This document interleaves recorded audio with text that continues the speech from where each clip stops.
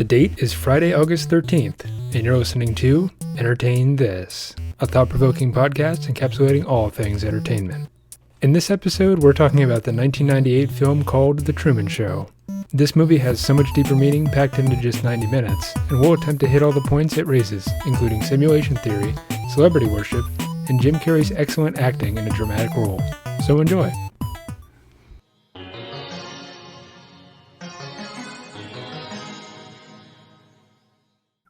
Hey, what's up, guys? It's another episode of Entertain This, your favorite show on the internet, encapsulating all things entertainment. It's Entertain This. I already said that. Entertain This. Gosh, we are off our rocker today. It's a rough one. As I was saying, another week has passed. We've engrossed ourselves in a world polluted with entertainment, and it is unavoidable. We have all participated in it this week. It's an addiction that can't be fought because even by going, you're participating. Even by going to counseling, you're still somehow participating in entertainment. It's on your radio. It's on your TV. It's down your hall. Don't turn around. It's right behind you. It's Entertain This. That's an awesome intro. I should do that one more often. Anyway, it's next week. He's going to take over. Nick, what you got for us this week? Do you guys even know what I'm talking about? Let's get that out of the way. No, not only do I not know, I don't know if I want to know until you're like halfway through. And then I'll be like, oh, okay, I knew what this was. I'm still recovering from going like half cross-eyed from Alex's intro. So my intros get more chaotic each week. yeah. My brain's tied up like spaghetti. Mom spaghetti. Mom spaghetti. Yeah, we're getting All right. all musical today. Yeah, so Nick, why don't you just hop right into it? Let's just jump right into it. Hey guys, let's jump right into it. Let's jump right out of it. No. Hey, Okay, we can jump in. shout I'm out just to Michael's mom for hitting us with that like on Facebook during our live stream right now. Hey, How you doing, Jacqueline? hey, we're talking about The Truman Show. Brr, brr, brr, brr, brr. Wow! What a great topic, and I'm pissed that you're doing it because that means I can't do it in Did I the scoop future. you? It's okay. I scooped you, okay. didn't I? No, because I had never actually thought of doing it. I think I thought of doing it, but I never thought enough about doing it to actually do it. But it probably would have been one that I would have stumbled upon. So that's one off of my Yeah. bingo card. Yeah, so it's a big old meaty cut of steak here. So now we're 1 week closer to ending this podcast. why don't I just jump into the Oh, sorry, you lagged out a little bit there. Anyways, cool. let me just jump right into it. Let me just start out by saying, in case I don't see you, good afternoon, good evening, and good night. That would have been a good closing line for this episode, but I guess we could start with it. That's how I'm going to end it too. Oh, I'm your it's gonna be lovely like a neighbor, sandwich. podcast host, Nick. This is my show. And today something strange happened. As I was walking outside of my house and I was driving to work, my mug of Folgers breakfast blend coffee, having a lovely breakfast of Kellogg's Frosted Flakes, Quaker Oats, and Tropicana orange juice, a big old stage light fell out of the sky. How wacky is that? You see what I did there? Sounds like you're smoking wacky tobacco. You must be high as hell. Anyways, I'm here to talk about a movie that came out when I was just a wee lad. But now that I'm older, I can really get into the meat and potatoes and appreciate it the way more than the first time I watched it. And I think that's really what this podcast is about, is revisiting old movies that we watched when we were kids. We didn't really appreciate it. We go back and watch them again, and then it's like, there's a lot more here that I didn't pick up as a kid. So sit down and watch or listen to me. I ask you to entertain this episode about The Truman Show. Mm-hmm.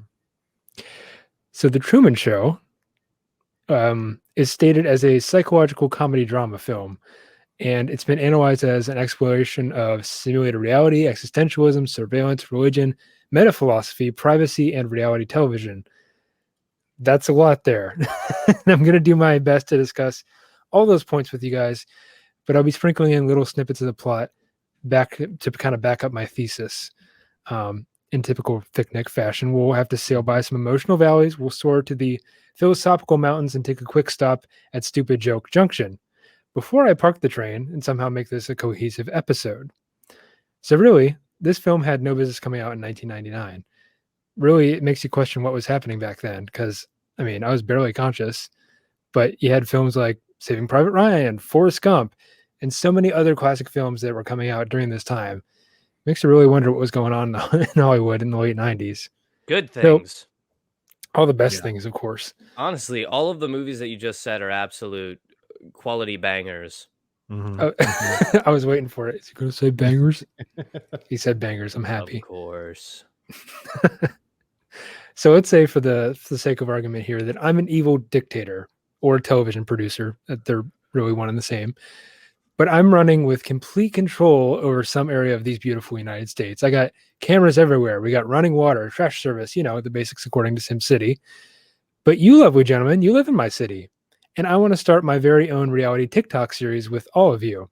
So what are some things that I can do to make the Alex Steele show as entertaining as possible while staying within the white bread sitcom framework of your typical 50s show like Andy Griffith? What are some things you can do to make the TV show interesting? Sure. I know how you can make it cheap, and that's by never letting me quit my goddamn job, so you only have to worry about one daytime set. You caught me. How dare you? Never giving me a passport so I can't leave the country is another way to keep it cheap. I can make it cheap. Can I make it entertaining? Absolutely not. No, if it makes you feel any better, my daytime set is my nighttime set. Yours is I never cheaper than leave. mine.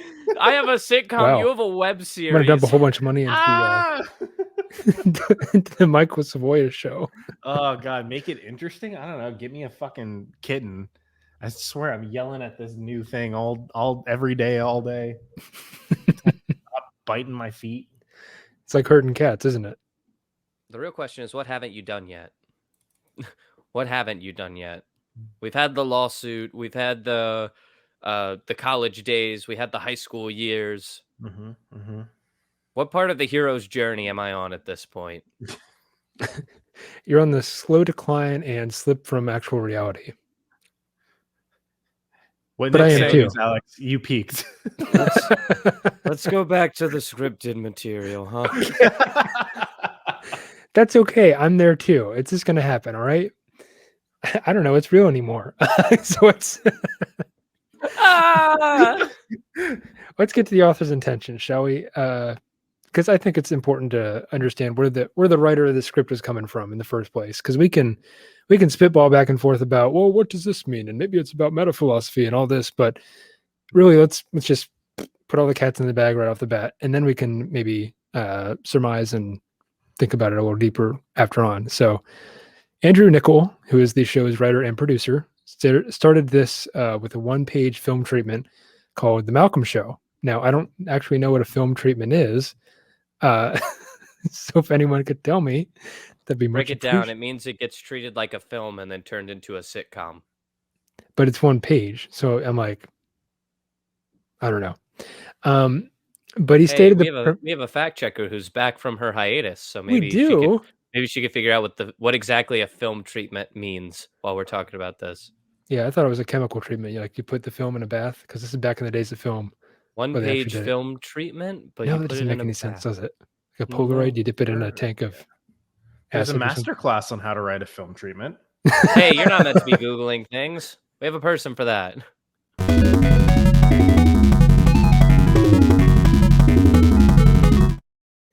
Oh, hey, speaking of which, welcome back from your guys. hiatus. It's me, your girl. Tell the people where you've been, Chloe. It's very interesting. All right. Well, I opened a show in Cincinnati recently. It's my favorite musical, and everyone on the podcast has seen it now. So thanks for the support, guys. It was so that's where I've been. Yeah. Thumbs up. Are you allowed to say what A show film it is? treatment. Sure. I'm doing Spring Awakening. Hey, I won't say where. Maybe you could Yeah. do an episode on Spring Awakening in the future, since now you've been in it. Yeah, it's entertainment. It's dark, but it's entertainment. It is, unfortunately. I find that we're more a podcast about not only entertainment, but expression in general. So it still fits. Entertainment's not always fun. I mean, if we're able to sit down and True. talk about like Waiting for Godot, I think talking Spring Awakening inside. qualifies. Yeah. We're ready for it. We're ironclad. Yeah. Well, anyway, a film treatment is a document that presents the story idea of your film before you actually write the entire script, so you can get it like greenlit. Interesting. So it's like an outline. Yeah. Right. You're like, hey, I want to make this movie. Here's a pitch. Do you want to do this? And the producer's like, oh, okay, here's some money. So his one-page film treatment was literally like, what if we took an orphan and we stuck him in a box, but the box is huge. And then I mail that box to myself, and then I smash it with a hammer. I was thinking it's like, what if in Soviet Russia the TV watched you? You know? Oh my god! Yeah, that's maybe, crazy. I don't know. It's an old meme. Thanks for the info, Chloe. Yeah, thank you so much. It's good to have her back. That means I don't have to look like an idiot. Oh wait, true. I do anyway. That's why we hired her, is because the three of us look like endless idiots. Endlessly. For your entertainment, of course. But yeah, he kind of stated the premise as I think everyone questions the authenticity of their lives at certain points. It's like when kids ask if they're adopted. So, that's a little meat there. But the OG script was seen by the director, Peter Weir, as too dark. So it was rewritten 12 times until finally it had enough lightness in it that it was palatable and believable to audiences. I think originally it started out as Truman having like a drinking problem and he was cheating on his wife and all this. Of course, this is before they cast Jim Carrey as the actor. So you can't imagine Jim Carrey being evil, you know? That's not him. But, you know, we see it now as successful. So clearly the 12 rewrites actually helped to make the film worth watching in some way. But it kind of started off as Imposter Syndrome, the movie, as he just said, and it ends in Simulation Theory, the movie. But let's just talk a little bit about the plot, shall we? So I'll start off with some broad strokes here with my 4-inch brush, just letting it happen like Bob Ross to fill in some wider interpretations. Then I think I'll go to my 1-inch brush to get in those details. Okay. And I promise not to beat the devil out of it. You guys got the brushes? Okay. Yeah. That's a lot of Bob Ross for an episode that's not on Bob Ross. I just like Bob Ross, okay? Okay. I love it. I'm not going to beat the devil out of it either, okay? I'm not going to beat the devil out of the points. You're doing it right now. But let's remember, we don't make mistakes here. We have happy little edits. So why don't we get our big brush out? Yeah, Alex just hit his head on the mic, and I'm pretty sure it picked up. I hope so. Yeah. I want our audio listeners to know what just happened. Okay. Let's get right into some meta-analysis green, okay? This is kind of a meta film. So what does that mean? It's a film about television programs that co-opt our enchantment and subsequent disenchantment with the media and kind of sell it back to us. So that's kind of messed up. But wait, it always happens. And it shall forever continue, forever and ever. Amen. Social media is ruining our lives, says the person on your Instagram feed. We need to highlight our commitment to diversity on our television series, says the white network executive. The bourgeoisie control the means of production, and furthermore, the small minority derives profit from employing the working class through private ownership of the means of I'm sorry, wrong meeting. Anyway, says the person on the internet podcast, I think this movie has something to say about celebrity worship too. It's evidenced in the film with people wearing these buttons on their chests, like almost presidential election type of buttons, like "We love Truman, save Truman." They have T-shirts, they have merch. Let me just make this visible for the camera. But people are going crazy about this show. And some people are just outraged about it too. It's just, it's part of this money-making machine that I think the film highlights. We haven't made a dime so far, but maybe with some help and a little bit of selling out, you too can help us make a penny. Nick, I am lost. And I've seen this. I have seen this movie about 10, maybe 15 times. But you're getting so meta that it's breaking my being. Okay. Yeah. I don't know. I don't know if anyone actually watching this right now just saw like Alex and I both just like completely disassociate for like the last 3 minutes. I'm just basically what we're getting down on is, in this world, everyone either loves Truman or hates Truman. Yeah. And in the outside world, it is a moral dilemma as to whether or not you enjoy Truman because he is this honest character who's an everyman who you can project onto, or you hate Truman because you realize that he's a real man who is trapped in a prison built specifically for him. Right. Yeah. That's kind of what. And also buy our merch. We have a Redbubble store. Yeah, super buy our merch. But yeah, you hit the nail on the head. It's a meta show or a meta film because this is a meta episode. This is a meta episode. Very good. And in that same vein, it's the reaction of the audiences that is sold back to the audiences, a different audience. Come to think of it, that doesn't make too much sense to me in the first place. You're saying that the Truman Show has an audience, and then the audience watching the Truman Show has an audience in us watching the movie. Yeah, exactly. And that's the meta.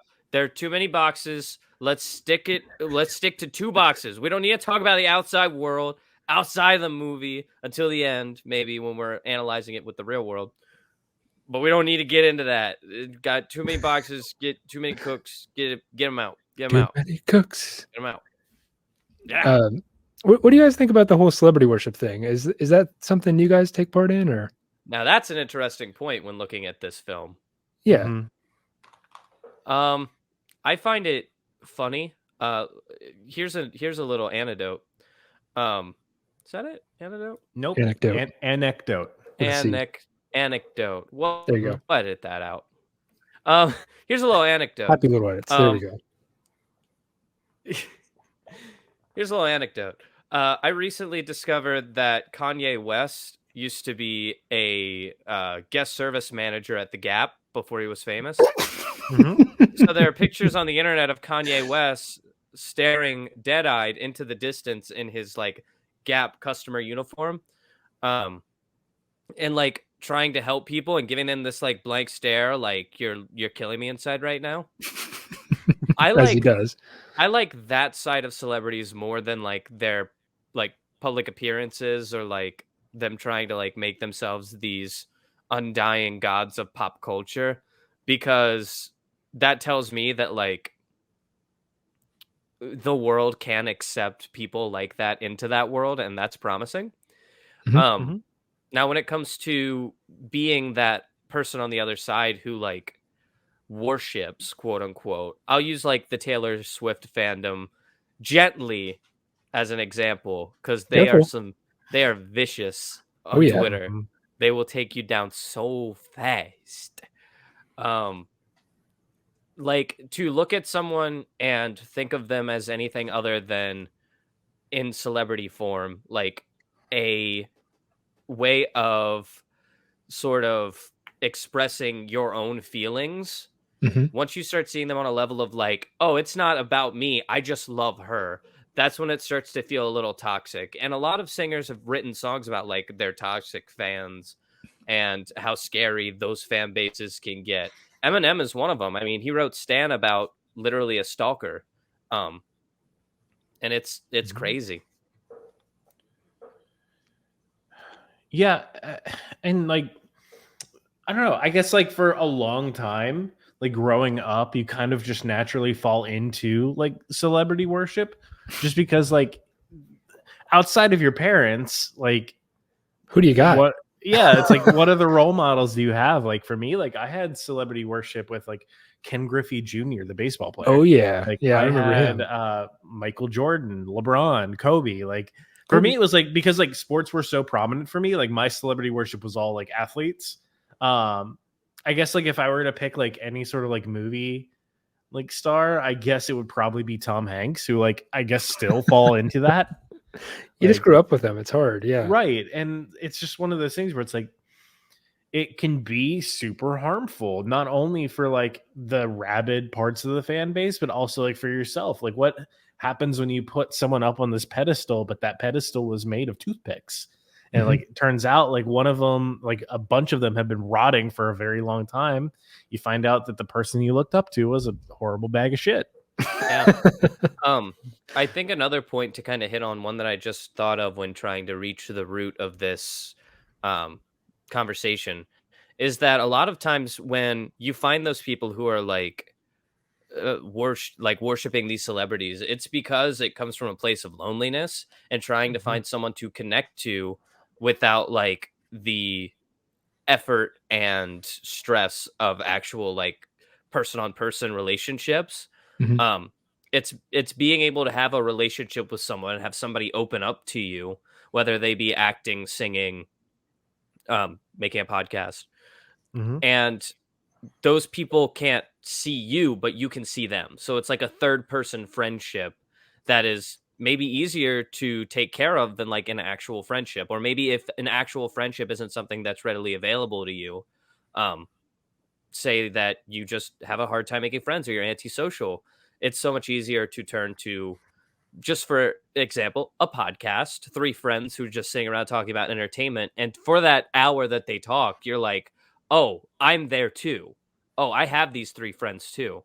Um, and that makes it all the more painful when like you find out one of them are toxic, like you were saying, Michael, because it's like, oh, I thought I knew these people. It feels like a betrayal, even though it really isn't. It's just something that you built in your mind. I think in the movie Truman Show, that is the biggest demographic for the Truman Show is people who are lonely and people who consider Mm. Truman to be a friend to them. Yeah. Mhm. Like That's for instance, there's that scene in it keeps going back. It cuts between people I watching the know show. the one in like the bar with the TV playing Yeah. in the background and all the people are watching it like it's a sporting event. I think they Yeah. actually turn off a sporting event to turn on the Truman Show. Yeah. In this universe, the Truman Show is a big deal. Yeah. Or so it's made out to be. But at the same time, there's these people that fall asleep with the show on. Like there's some dude in the bathtub just chilling with it.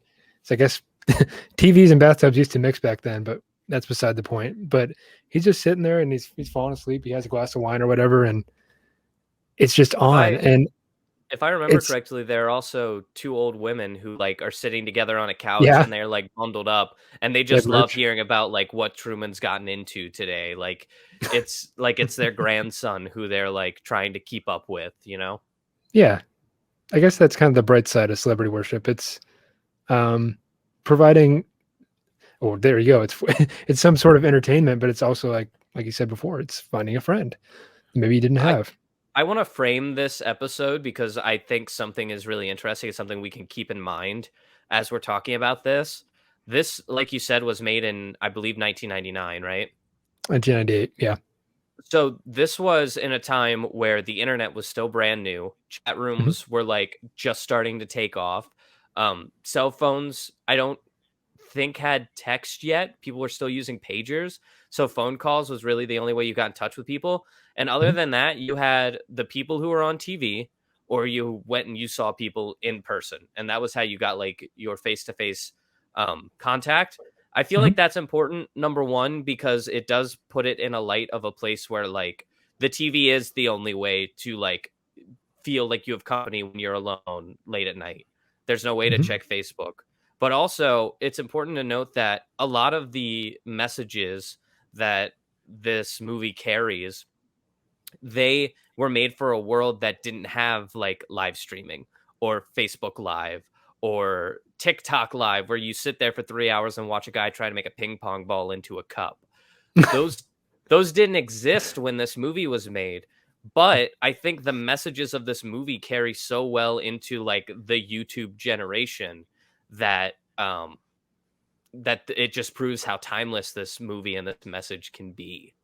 Oh So yeah. let's keep that in mind as we move forward for sure. Yeah. It's almost like there's this thing. Well, I led you right to one of my points, so pat on the back for me there, I guess. But I led the sheep to the rabbiting hole, the watering hole. That's what I meant to say. The hell is a rabbit? But this film was made like 2 decades ago, almost, right? If I were Chloe, I would so abuse the fact checking power because the second you said what the hell is a rabbit, I would have been in there. I would have been in there like, here's what a rabbit is. But she's so kind, so she only pops up when like we have actual queries. Yeah. But I would Hats off I to would Chloe. abuse the shit out of that. It's a mammal, you idiot. But back then, I think the Truman Show seemed kind of preposterous, right? Everyone watching this one dude just live his life all unrealistic and we laugh about it now, but you look back on it and it's like, uh-oh, now people are taping themselves all the time. Now people have cameras and they live stream and they do chat rooms and other things you can do with your phone. Podcast. Yeah. Like we're stars of our own Truman Show, I guess. But yeah, there's this thing where we take mundane objects like food and we send it across cyberspace. That's something that didn't exist in 1998 or 1999. What the hell are you talking about? Like DoorDash? It's the Instagram thing where you take a picture of your food and you post it and it's like, oh, food oh, you meant like pictures of figuratively. food. Yeah. figurative. Yeah, just It think made about it sound like we were shoving food into our CD-ROM drives and they were somehow transferring through the internet. Can you imagine if supposed you had to to be feed doing your that? computer? No, you're not supposed to feed your computer after midnight, or else. But it the gets furry donut and looks so angry. much like a CD. If Forgot. you eat the middle of the bologna first, it fits right in. I get it. People don't try that. Don't ruin your computers. Yeah, Nobody's computer has a CD-ROM drive anymore, idiot. Mine does. My MacBook 12 from 2012 does. Yeah, so does mine, but I dropped it, so now it's a paperweight. Now my paperweight has a CD drive. Big goof. Anyways, you can probably find a live stream of paint drying on YouTube, and there'll probably be 1,000 bored souls watching it right now. So I think it's all too easy for me or any one of us to just put our old man pants on and say, well, they just don't make content like they used to. But come on, that's never really true, right? The director, Peter Weir, declared, there has always been this question. Is the audience getting dumber, or are we filmmakers patronizing them? Is this what they want, or is this something that we're giving to them? But the public went to see my film in large numbers, and that has always been encouraging. So at this point, it kind of brings up the chicken and the egg argument. Which of these existed first? Was it the dumb audience first, or was it the dumb content?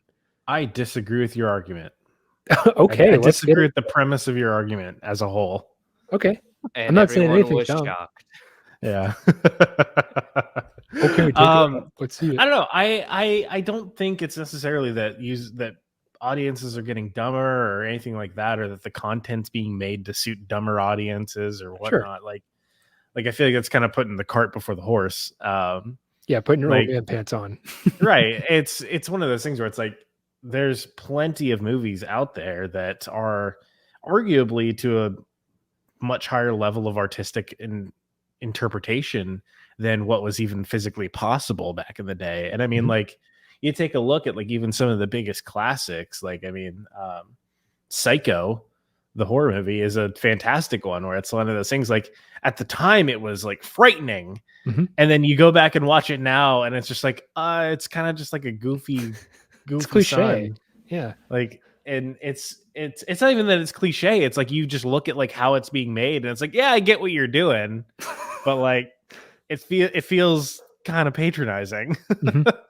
But it's one of those things where it's like, I think it's not necessarily that audiences are getting dumber or that the content being made is dumber and trying to find a dumber audience or anything like that. I think it's more so that we know what drives profits. We know what sells, and we know what people are going to be driven by to go out and actually see movies and films and TV shows and music and everything. It's all just trying to find whatever the current trend is. And a lot of the times that just gets watered down into something that presents itself as being a little bit dumber. Yeah. So it's really easy to just be like, just dismiss everything. But really, it's like the movies are catering to us because it's what we want to see. Yeah. Right. And it's not even that. It's what we will go see. It's not even what we want to see. It's what we will go see. Well put. So to kind of support the argument with evidence, I would even argue that audiences are getting smarter. And for that reason, a lot of these movies don't work. You see them try to revive franchises like Dumb and Dumber, for example, if we're going to talk about Jim Carrey. Or like you can see the careers of these actors who are known for these comedic movies, like your Mike Myers, for example. Jim Carrey, even Eddie Murphy. these sort of slapstick idiot roles in these comedy movies, they just don't sell anymore, so they don't make them anymore. I would even argue that we're seeing Will Ferrell, who was like the king of these movies for a time in the late 2000s. He has converted into being just simply a producer of like Netflix original series and stuff like that. He owns Funny or Die, if you guys didn't know that. Whoa. So all of the Funny or Die content goes through Will Ferrell, and that's kind of how he gets his rocks off now, if you would. But most of our comedy is coming now from TV series and like short Netflix series, like comedy shows where it's like skits and they're all fast paced. I think that's one of the reasons why we're seeing like a slow decline in viewership for like Saturday Night Live, is because the stuff that they're doing just isn't hitting anymore the way that it used to. No, I think at the end of the day, it's just like maybe one or two skits per episode, if that get like widespread notoriety. Or think about it, even that reach me, because I live under a rock and you know that. But when you have a skit like the presidential debates like they had last year, that got to me. Has anything else that they've been doing recently? Hey, that was also Jim Carrey. That was also Jim Carrey.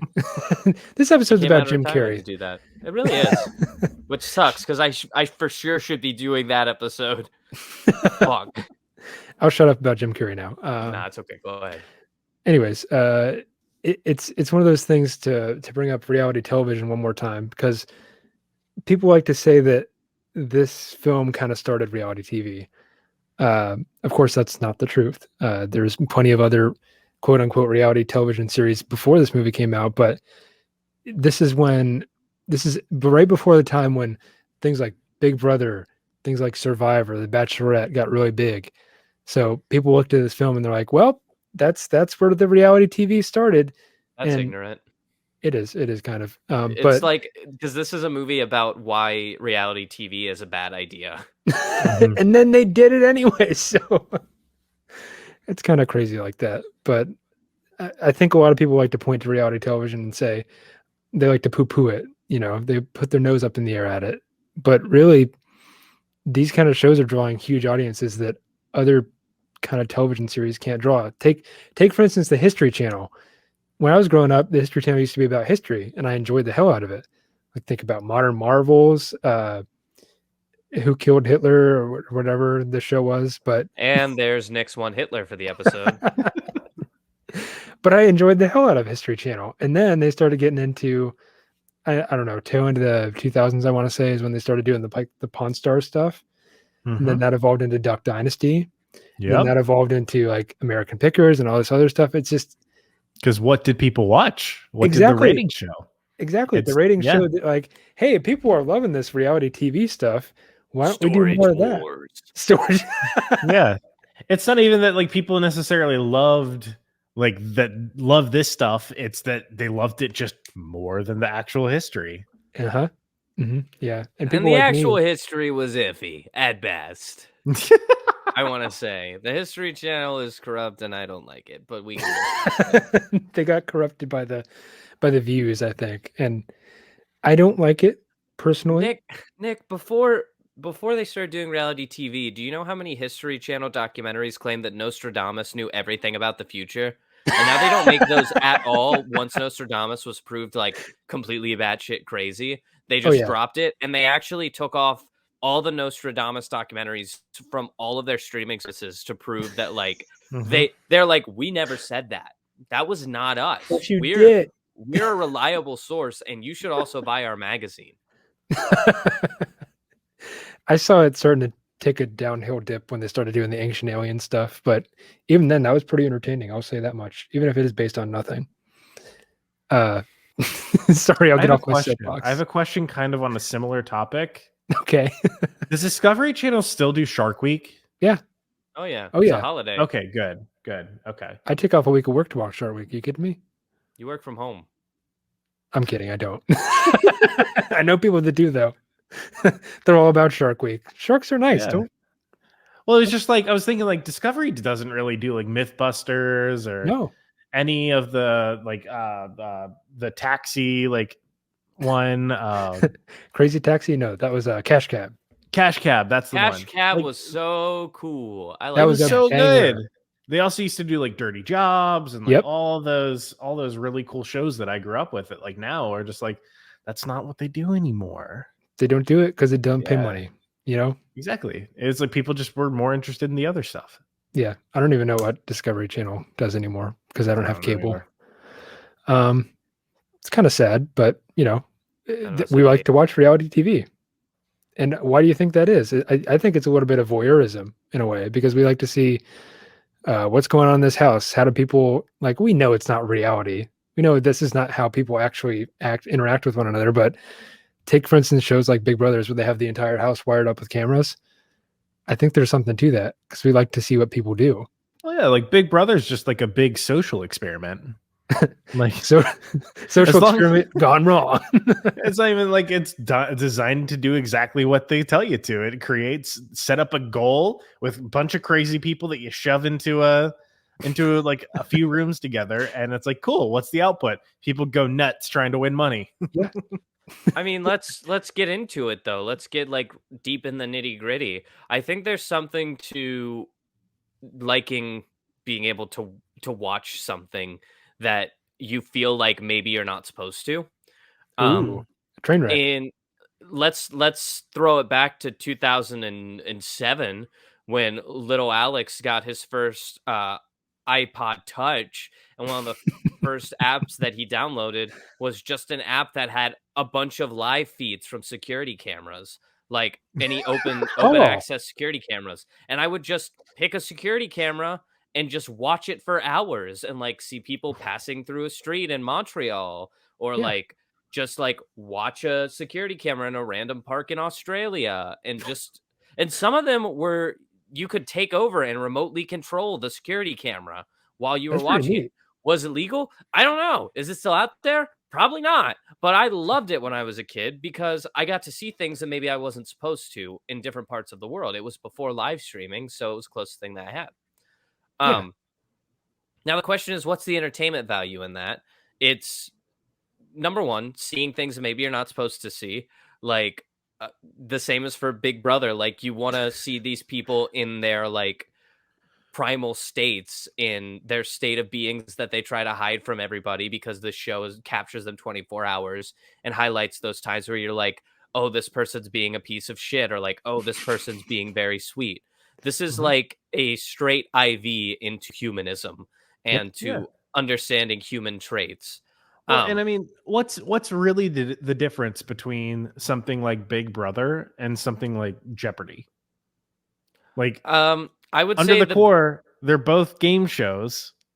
They're both game shows where it's a set of not combatants but competitors trying to solve the puzzle to win money. But really, the big difference there is you take away the set, you take away the host. You just try and make it as close as possible to what you can show to be a true human experience, in quotes. If Jeopardy had a rule where you could deduct points from other players by making them cry, I think you would have a point. But Ken Jennings has raised his ear. And I think that there is a Venn diagram that can be made where Big Brother and Jeopardy fall in that middle category. Oh yeah, for sure. But I would say there is a huge difference between those shows, and the fact that in Jeopardy, the people who you watch on Jeopardy get to portray themselves as whoever they want. And most of the times it's people without personalities who are basically human computers. Nobody walks away from Jeopardy and you think like, oh, that guy was a dick, or like, oh, I actually personally hate that guy. Now I have a vendetta against him. There have been a couple, I'm sure, who have like there's a couple, game after game. But hey, guess what? Then they invited them back to host the show. So guess what? There's no fucking justice. But in Big Brother, you win the game by doing that shit. You don't lose it. You don't like lose fans by doing that shit. You gain fans. It's expected. It's because the rules have changed. The rules changed. Like it's a different game, but the premise is the same. people join teams when it comes to Big Brother. They're like, well, I'm team this person, I'm team that person. And no matter how flawed that person is, if you're on their team, you'll devote yourself to them. And furthermore, it sort of pumps up the social value of these shows, because now your like personality is based on whether or not Janet from Big Brother ends up winning it all. That way you can say, like, I have great character taste. I can tell who a winner is from a mile away. And other people who are in that same boat as you become your sort of co-conspirators in this big game that you're playing. So it's as much social as it is entertainment. Yeah. Yeah, There's a little for bit of sure. celebrity worship in there too. Yeah, it's like I remember like the biggest debate of like my childhood around like my like family and their friends and everything was like Clay Aiken or Ruben Studdard. Which one are you on? Like, which team are you on for American Idol? Oh, and that was like a huge thing back then, and that was like when reality TV was at like its heights. Yeah, American Idol was another one of those shows that was really popular. Yeah, and it's all about like you get like these behind the scene looks into who's the person behind the microphone and like what is their shtick, and then it all ends up like texting your vote or calling your vote in those days because there wasn't really text. I think those votes are rigged. That's just this is my personal 2 cents, but yeah, they tell like the heartwarming backstory. He grew up in a rural town in Alabama, and now he's here singing his heart out. You can surmise about it, but great points, you guys. I think that getting back to the Truman Show here, because that is a show about watching Truman go about his daily life, how he interacts with certain people. And he's really just he's a doll baby, for lack of a better word. He's always smiling. Hello, neighbor. How are you today? But Andrew Niccol, the show's writer, once again, commented on reality TV by saying, when you know there is a camera, there is no reality. So in that respect, Truman Burbank is the only genuine reality star because he did not know there were cameras. Like, just imagine it. As soon as you know you have a camera pointing at you, your personality is completely different. Me, not so much, because I'm used to it. But it seems like a no duh moment there, because it would be foolish to say that people don't act any differently. It's the phrase of like the tree falling in the forest and nobody's around to hear it. Does it make a sound? Well, of course, we all know this. Doesn't matter that it made the sound. Yeah, because nobody's around to hear it. But how do you know that? That's why I like our podcast, is because we may be flawed to the fact that we don't change who we are on mic, and someday that might bite us all in the ass, but we are all 100% genuine when we hit these microphones. Yeah. Yeah. No one heard it. No one heard the tree fall in the forest. People are hearing our voices, but we don't know we're talking. If three white guys make a podcast and no one ever listens, does anyone give a fuck? I think the answer is no. Trick question. Even if people listen, no one gave a fuck. No one gives a fuck. Guys, we're getting too meta. Stop it. But anyways, let's get back to like the one of the big points here, which is outside of celebrity worship, it's kind of like this thing of there's no privacy. There's this air of throwaway culture that's imbued into it, and I think it's really just good old fashioned Americanism, if I may make a new word here. But people fall asleep during the show. It's a very groundbreaking idea at its inception, but after a while, you kind of get used to it. It kind of becomes like, oh, it's just the Truman Show. It's always on. It's always going to be on. It always has been. So why wouldn't it always be on? It's kind of like that thing of object permanence, but entertain. This is a show. It'll always be on, right? Can be if you want it to be. They've got over 75 hours of content. They can leave it on for as long as they want. Please do. But there's this thing where more to the point of like Americanism is there's the thing where they force ads into everything. There's a weird thing in the film where Truman's wife will look at the camera and say, "Wouldn't you like some Ovaltine?" And she'll display the product in her hand and smile at the camera. It kind of breaks the simulation a little bit there, doesn't it? But it's this thing. I want to harper back to a previous episode of Entertain This where we talked about the different movies that came out of the Saturday Night Live crowd. Okay. I almost think this is an exact parody on those 80s movies where like they would just bust into product placement for like a long time. This almost feels like a joke on that, where it's like, look at how dishonest this feels now. To be fair, the Truman Show like cranks that up to 11 because they're like staring directly at the camera, making full eye contact, and basically doing an ad read. Yeah. But let's get to our favorite topic here, which is simulation theory. Woo! We're finally going to do it.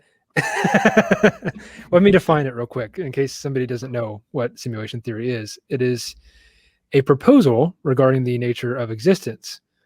All of the current existence that humans know, including Earth and the rest of the universe, could in fact be an artificial simulation. Some versions rely on the development of simulated reality, a proposed technology that would be able to convince its inhabitants that the simulation was, in air quotes, real. So how would we even know that if we weren't real? Yeah. Huh? You wouldn't know if you were real. How are you going to know if you're real? So I Prove understand what simulation theory is just as a concept, so I'm going to not go off of that information. The idea of simulation theory is like, if we're able to create a simulation, then it is almost impossible that we're not ourselves a simulation. Right. And then we don't know how far the rabbit hole goes. Once you put a mirror next to a mirror, it goes on into infinity. So who's the original universe? It doesn't matter. Does anything matter? Who knows? Can we break the simulation? Who knows? That's what the Matrix is about. But furthermore, when it comes to just like generalized simulation theory, the idea is like, and it harpers back to free will. You know, we talk about it so much on this show that we could call ourselves just the Free Will Podcast, but we don't. So much of entertainment has to do with free will, but especially this, it's like, are your choices really yours if they were created by somebody else? You know? Right. Yeah. I kind of liken this to the Sims game. The Sims games we all played when we growed up. Growing up. Yeah. But it would be like if my player could stop putting me in a pool without a ladder, when really it's because I didn't buy a ladder for the pool in the first place. So therefore I'm stuck in the pool. It's like, who's really controlling my life? Because it sure as hell ain't me. That's kind of where we're thinking of with simulation theory. There's somebody looking down upon us, and they're playing The Sims, and they're making us pee our pants when we can't get to the bathroom and that sort of stuff. So yeah, it has a lot to do with free will too, because how do we make choices if all our choices are being made for us? And I think the Truman Show really goes to show that, because he's trying to escape from this island that he lives on, but he's just flooring it in a car, booking it down the highway as fast as he can. And then there's the bridge is out. Well, you can't go across the bridge. It's out. So he ramps it or he finds a different bridge. I don't remember exactly how it goes, but then there's a forest fire. Oh, you can't go down the road. There's a forest fire. Drives right through it. It's like there's all these barriers that try to stop him from escaping when he has to spend all his life in the reality, because it turns out he's in a giant dome. He's in basically a biodome television studio that it's kind of his world. That's his simulated reality. But it's this thing of, let me get back to everything being superficial, really, because Truman's kind of in this bubble where everything is directly designed for him. And I think you could tie that into with the social media world of today if you wanted to. Scenes of White Woman Instagram comes to mind, but all television takes place on a set. Photos of social media are edited to hell and back and shot on a well-lit set. And maybe our lives are too, in some sort of way. I don't edit any of my photos because there's nothing to edit. But the phrase from Shakespeare comes into mind, which is, all the world's a stage and the men and women are merely players. So when you think about it like that, it's, well, of course, the world is a stage. Truman's world is a literal stage, and people watching it are merely the players. And I think that's really kind of the reality television argument in a nutshell. So let's get to the point of ignorance is bliss. Because after all, it is. Because the less you know, the happier you are. But let me ask you a question here. Why does what's real even matter in the first place? Why do we want to know the nature of reality? Why do we want to know the nature of reality? Okay. Just to confirm ourselves. I mean, Yeah. you're asking such a big question. Yeah, it is. I mean, at the end of the day, I think it's validation. Yeah, It's that's validation of like what we Absolutely. do, why we do it. Like if our own reality isn't actual reality, then everything that we do is meaningless. And therefore who we are is meaningless. Mhm. Which a lot of people aren't ready to accept. Mm-mm. Yeah. I mean, I'd be happy just accepting reality the way I receive it. Isn't that it's good enough for me? Yeah. You see things that are in front of you, it's real enough for me. Yeah, it's my reality, so I'm going to act upon it. It can be whatever I want it to be. But it gets to the point of, why does truth even matter? You could just live in the bliss of not knowing reality your entire life and probably still be okay. You could live in a giant television studio bubble and you'd probably be fine. Truman was fine with it to a point until he wasn't and tried to escape. And now that we've gotten all that painted out, I'm going to bust out the 1-inch brush. And we're going to go right into some childhood trauma yellow. Now, I kind of grew up being a sheltered kid, so this film really does resonate with me in particular. And yet, I'm kind of at that weird stage where I can see both sides of the sheltering debate and the parenting debate in a weird way. Surely, we don't want 7-year-old kids walking around swearing and beating things up and stabbing things to see if they bleed. But at the same time, I think that's part of learning. Of course, our parents don't want their children to get hurt in any way, whether emotionally or physically, or do something stupid.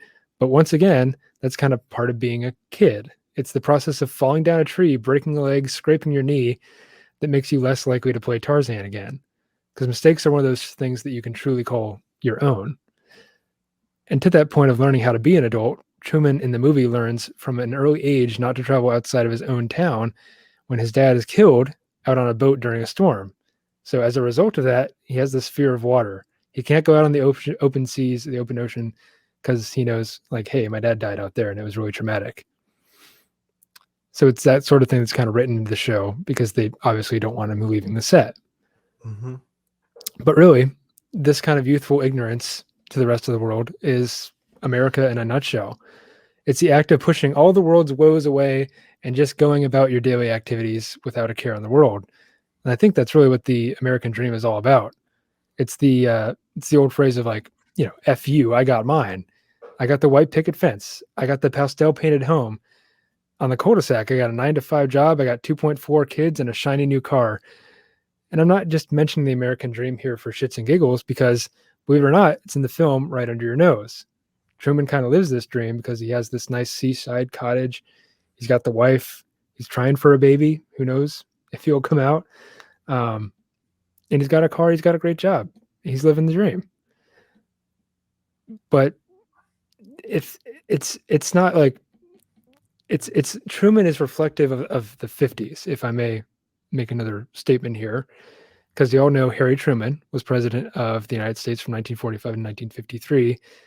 And people like to reflect on those days as the good old days. People see the 50s as, oh, gas was a nickel and the American dream was alive and well. But really, I mean, we can go back to the Backstabbers. What the hell is that show called? Knives Out. We can go back to the Knives Out episode and we can show that, hey, the American dream isn't alive and well anymore. Not as it wasn't, but before then.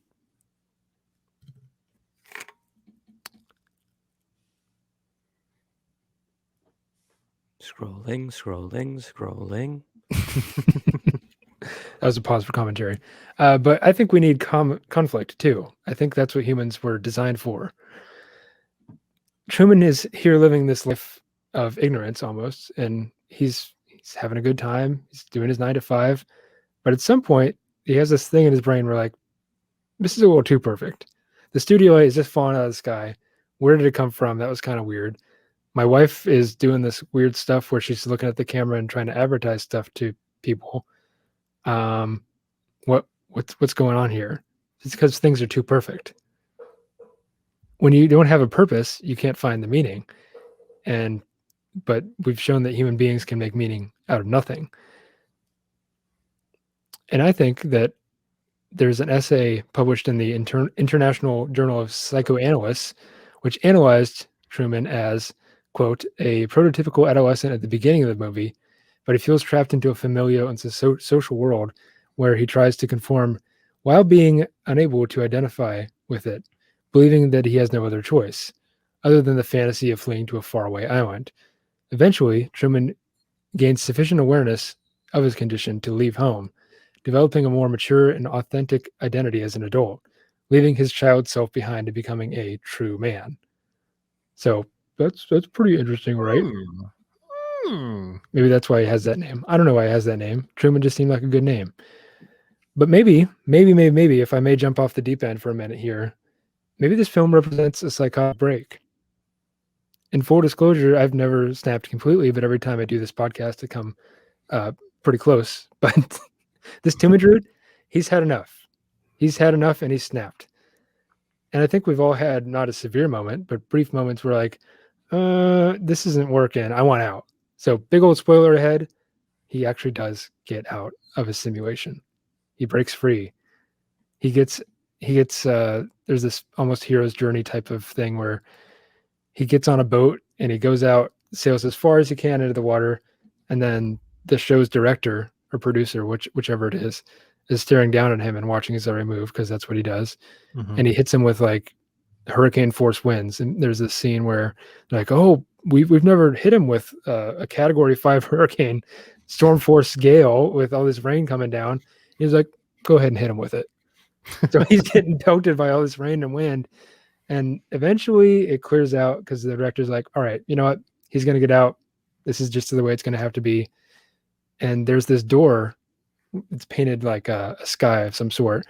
And he walks up these stairs, which is really kind of strange because within the film, you're assuming like this is all an island up until the point where like, oh, there's an outside world.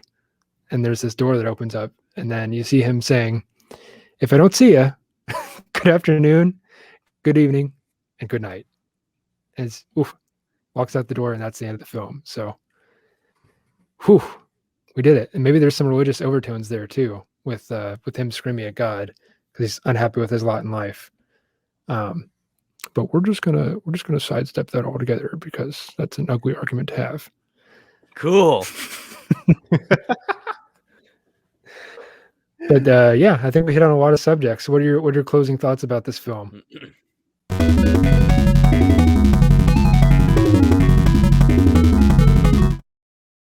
Uh-oh, what'd I say? Hey, that's right, Nick. Go fact yourself. Nick didn't say anything wrong. I just thought I would add a fun little tidbit before you guys wrap things up. Ooh. So Truman is originally an old British name. Mostly it means like loyal one or faithful man, which I think is an interesting choice for a character who they expect to, stay in their narrative. True man. That makes sense. Yeah. Mm-hmm. I like it. Thank you. It's fun. It is. Thanks. All right, bye. Well, I don't know. I was expecting a little more fun facts. How dare I ask for more? One. That was a good one. Yeah, I was like, what the hell, Truman? Harry Truman? I guess that was the only connection in my head. So I feel we would be flawed as to not mention just like generalized anxiety and how this movie almost confirms people's generalized anxiety. Oh, yeah. There's a big section on the Wikipedia article about this, too. Okay, I haven't read the Wikipedia article, but that does make me feel smarter. You hit it. Like anyone who has ever like experienced that sort of fear of like somebody's watching me, or like I'm not alone right now, or like, oh, for sure, like everybody saw that. Even like a main character syndrome or like narcissism all stem from this idea that is kind of portrayed in Truman or the Truman Show. And we would be flawed to not kind of mention that stuff is very serious And if you're feeling it, you should seek help. And for anybody out there who's seen the Truman Show and fears that their life is a sitcom of some sort, know that I have no idea who you are, and that should be confirmation enough that you're probably good. But are you just saying that? Damn it. No, there's Listen- actually an entire Listen to me snippet. right now, Rebecca. I know you're listening right now to me say these words. Don't change the channel. Don't let them buzz me out. Are they buzzing me out right? Hey, you can still hear me, right? None of this is real. Yeah, this podcast isn't real. It's all maybe it's just This made up. I don't podcast know. isn't real. I'm not real. Nick's not real. Michael's not real. We're never going to stop doing this. We don't exist. We only exist in the virtual reality. We're all AI. Go fuck yourself. Yep. And We're have a just good- 3 different machine learning AIs just trying to have a conversation back and forth. Yep. I'm just a series of we'll be Markov here chains. forever. But yeah, there's a big old section at the bottom of the Truman Show's Wikipedia article that states that some people have experienced since this movie came out what is called like Truman Syndrome or something like that, where they Mhm. think they're being watched all the time, and there's just having delusions, which is obviously something to seek mental help about. Yes. And I think that America was kind of experiencing its own crisis, if you want to call it that, because at the tail end of the 90s, like think about it, we were feeling pretty good about ourselves, but I think there was some kernel in the back of our head that like, ooh, we did some bad stuff in the past, and maybe I feel a little like an imposter.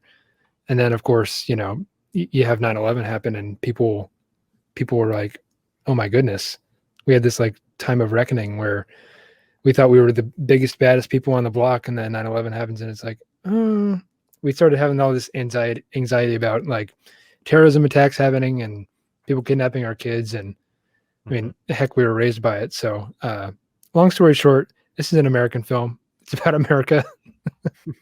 It's about American anxieties and American dreams too.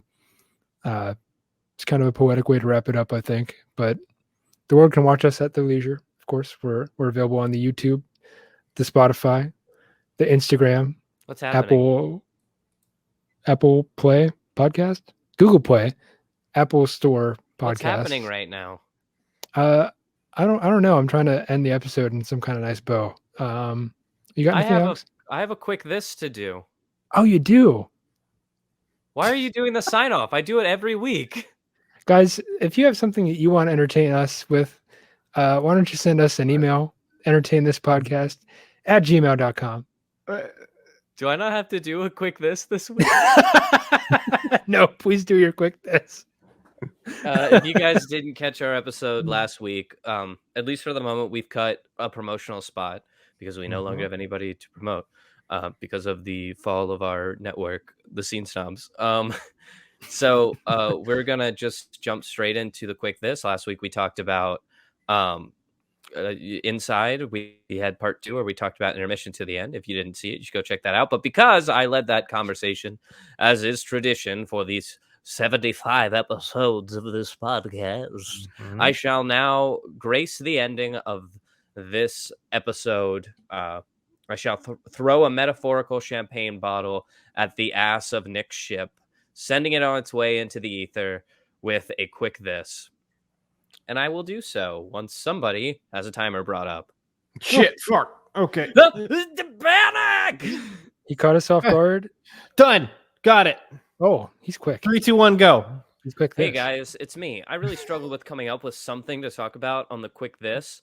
But this conversation and the Truman Show altogether has actually sort of thrusted me into a topic which I would love to talk about.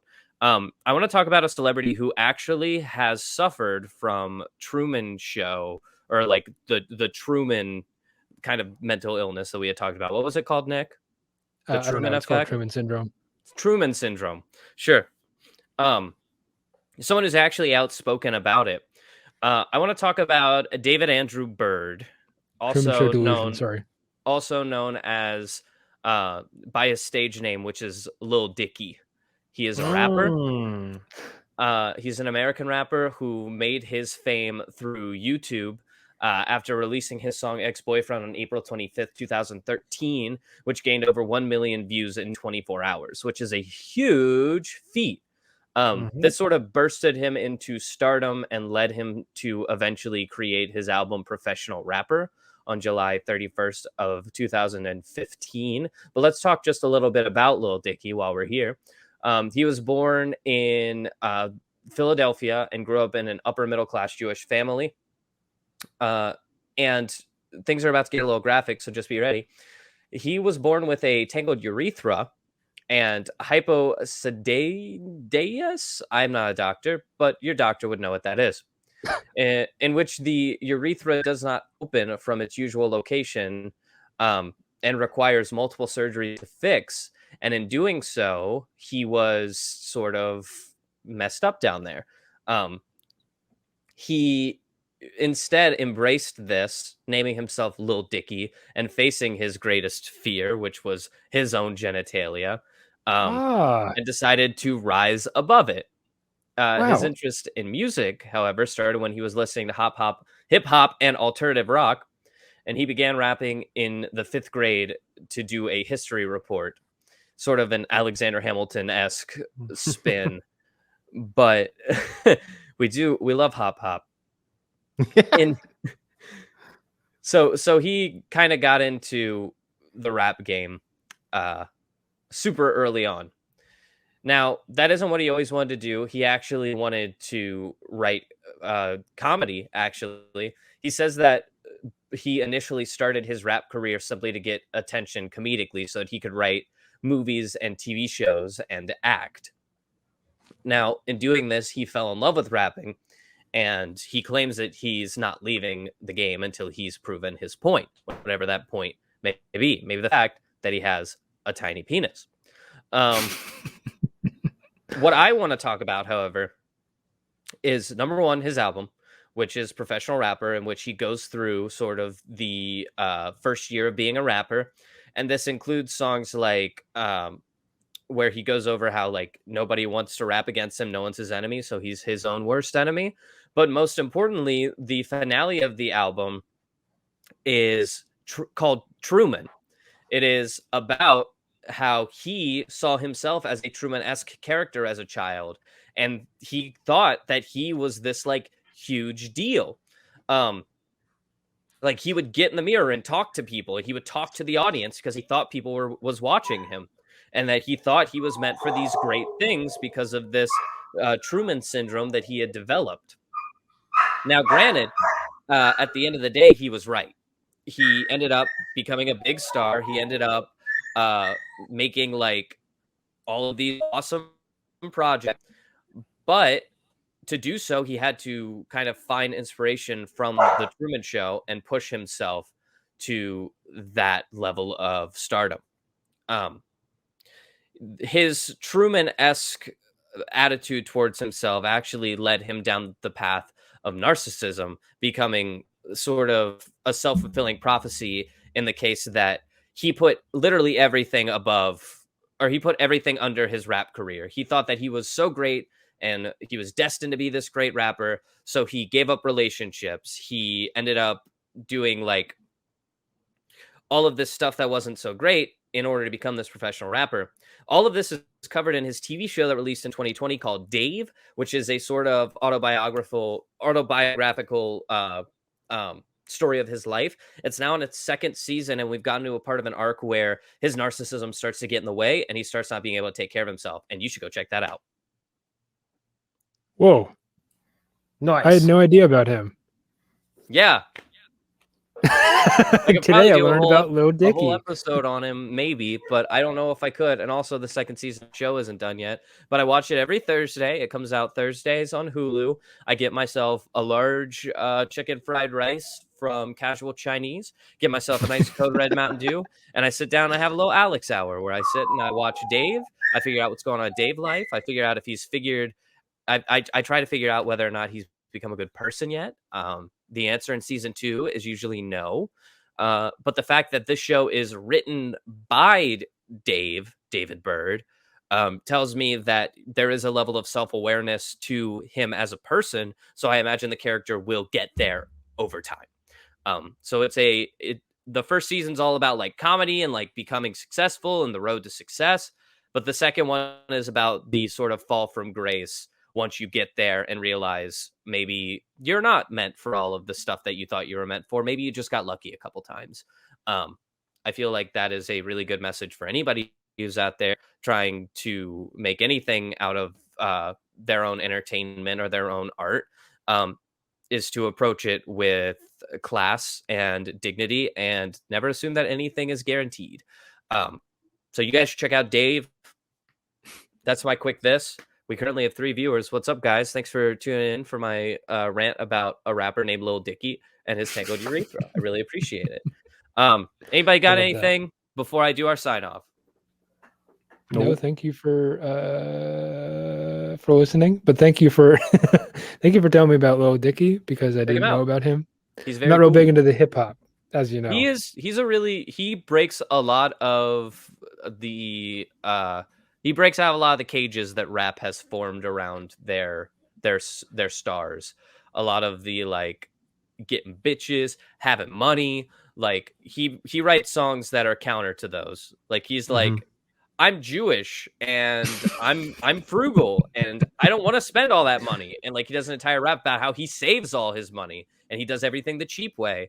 And then he has a song called Personality with it features what's the rapper's name? He's super famous for auto-tuning. Lil Wayne? T-Pain. It features T-Pain. And it's the hook, quote unquote, the singing in it is we ain't never been ballers, but we getting pussy with our personalities. And the idea is like we're not like tough shit, we're not like super hot, we just have really good personalities, we make people laugh and people's parents like us, so that's how we get bitches. Oh yeah, so it's pretty funny. You should go check it out. He's trying to bust out the rap game and do things different, which he says in his first song, professional rapper featuring Snoop Dogg. This dude's got like a crazy first album. He's got all these like super famous features. It's incredible. That's real balling. Anyway, I'll have to check out his stuff. I like that. Yeah, you'll have to check it out. Anyway, let's close this episode. Thank you guys so much for listening. As always, if you have anything that you want to see us maybe go over in the show, something we haven't covered, something you think we'd like, something you just want to hear our opinions on, you can send us suggestions. Our email is entertainthispodcast@gmail.com. There's also our website, entertainthis.net. And at the bottom of it, there's a super helpful little questionnaire that you can fill out, and it sends it straight to our email in case you don't want to log on and come up with what to say. All you have to do is put your name, put a little message, and we'll check that out. You can also get in contact with us through Twitter. We are entertain_this.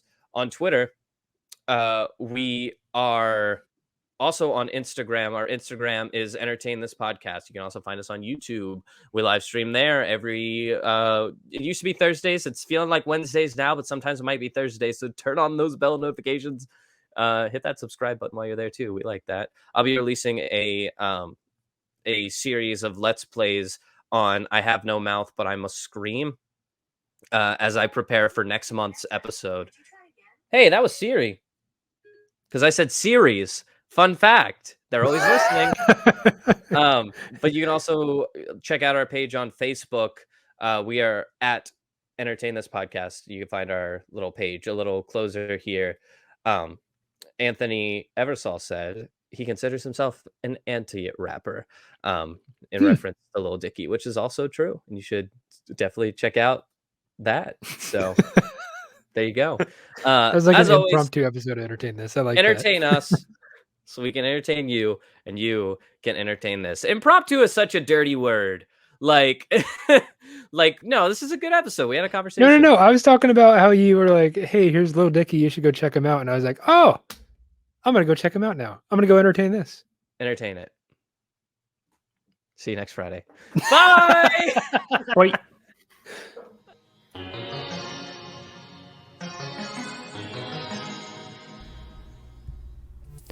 This episode of Entertain This was written by Nick Mustakangas, with additional commentary from Alex Steele and Michael Savoya. Our showrunner and resident fact-checker is Chloe Price. Our theme music is Brush Bubble by Aaron Spencer, with additional interstitial music by DJW. Tune in every Friday for new episodes, and thanks for listening.